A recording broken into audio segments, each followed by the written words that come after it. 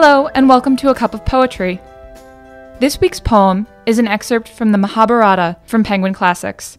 Originally composed in Sanskrit, sometime between 400 BC and 400 AD, the Mahabharata, with 100,000 stanzas of verse, is one of the longest poems in existence.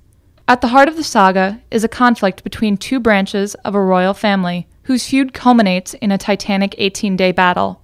Translator John D. Smith wrote the introduction and abridged this ancient work.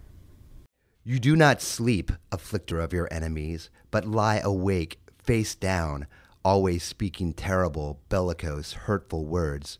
Consumed by your own fiery rage, you exhale deeply, Bhima, troubled at heart like a smoking fire. You run about uprooting and bending trees like an elephant, Bhima, roaring while you trample the earth with your feet. You take no pleasure in the company here, son of Pandu. You sit in solitude, smiling for no reason, or seeming to weep, and sometimes you sit for long spells with your head between your knees and your eyes closed. All this is the result of anger. Ah, now that the time of war draws near, you seem to see reasons to oppose war where no such reasons exist. Is this fear that you are feeling, Bhima? Ah, like a eunuch, you have no hope of finding any manliness within yourself. You are overwhelmed by despair, and your mind is altered. Your heart trembles, and your mind is depressed, and your legs are paralyzed. This is why you seek peace.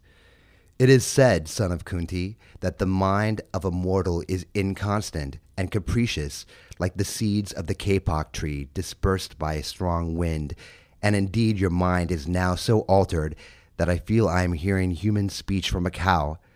This will cause the hearts of other Pandavas to sink as though they were shipwrecked. This is a great marvel to me, as great as if a mountain should start to move, that you should speak such words so unlike Bhima. Consider your own deeds, heir of Bharata, and the lineage into which you were born.